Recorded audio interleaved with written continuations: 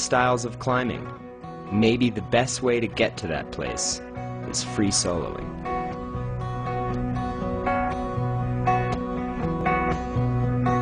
Got no time, got no mind.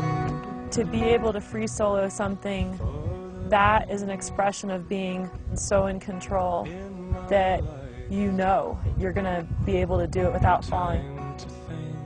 There is a pretty strong mental dialogue and a pretty strong engagement with fear. Time to sink. It's hard to push past that fear. It's something that for me takes a lot of thought, a lot of preparation, and I don't have to be paralyzed by fear. I can just go do it.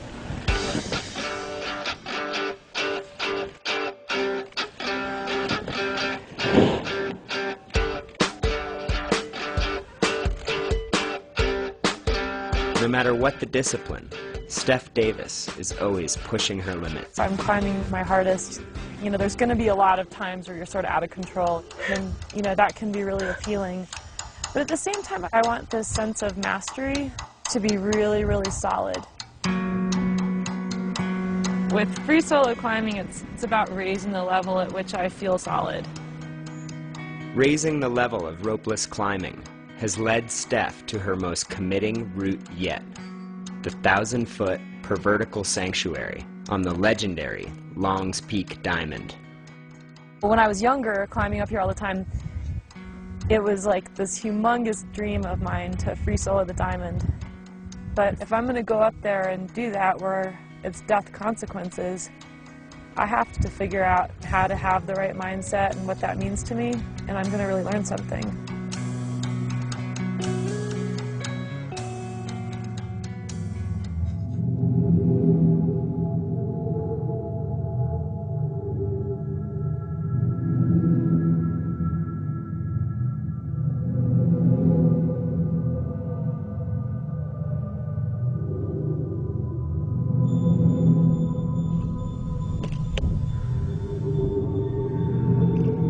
The climbing is pretty steep.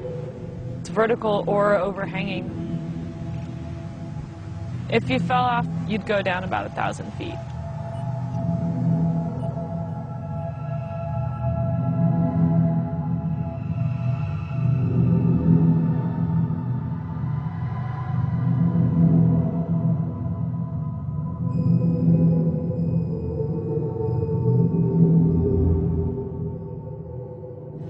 The crux section is a good handful of moves that you have to kind of maintain throughout there. It is a little steeper, so you're not totally on your feet. It's a little more strenuous.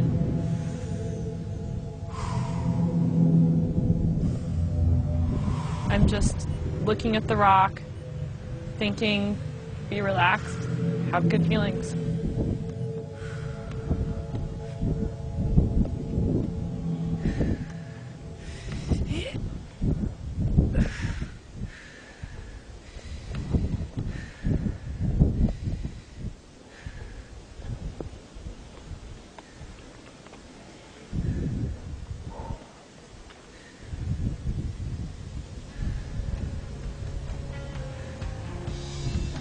To me, soloing something like this, it's really about being in an environment where there's a lot of risk and controlling yourself.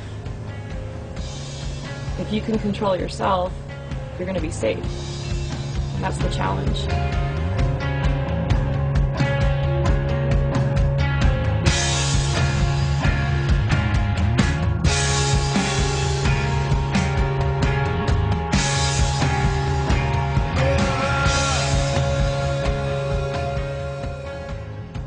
As the years go by, the standards that define the cutting edge get pushed further and further. And we're already catching glimpses of the future. When you can free solo beyond the realm of control to the point of falling.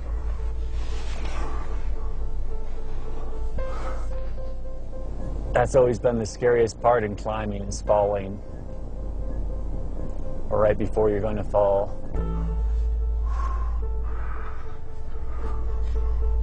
When I thought about free soloing, I'd think about the moment over and over again of when I would detach from the rock, and that would be it. It would be my death.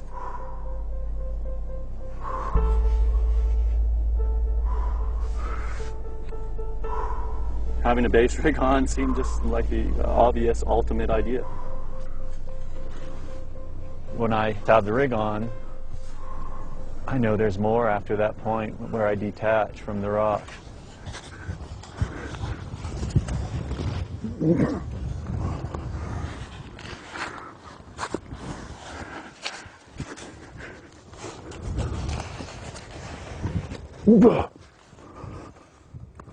Fuck. Thickening clouds on the Eiger make a safe base exit impossible, forcing Dean to reverse back down the climb.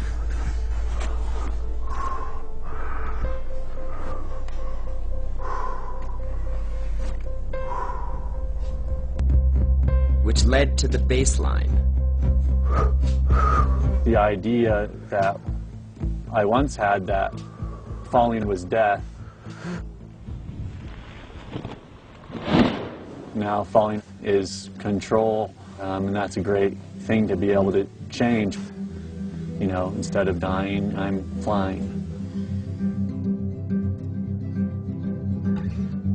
For me, a big door is opened, and I'm seeing the world now through different eyes.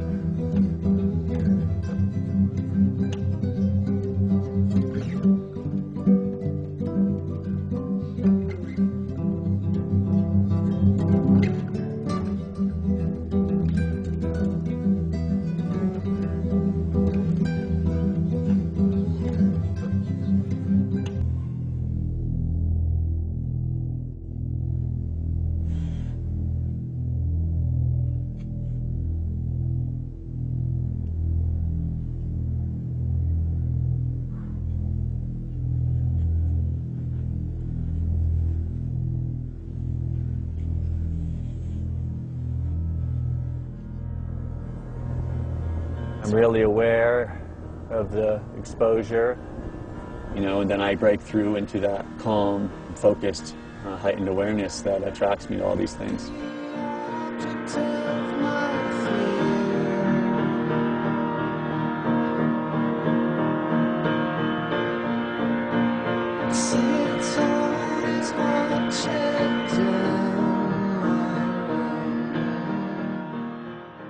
Just cued into the texture of the rock and my contact, and still pretty much hugging onto the solid earth.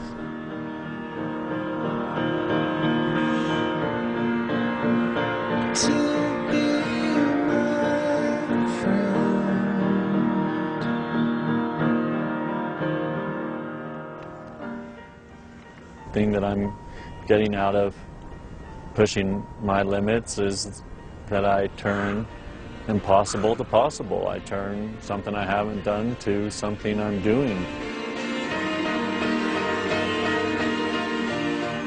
But the possibilities of what we're capable of doing, if we believe in it, is the most compelling thing I can think of.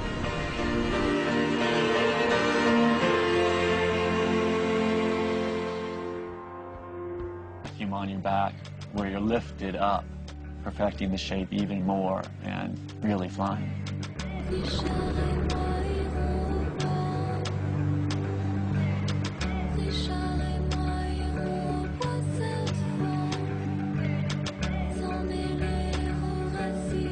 You know, when I'm in the air, my body's going to go to relax, gain stability, and then increase forward motion. It's so powerful because you are playing with death right then. And it's like, you know, I didn't die, and it feels so good.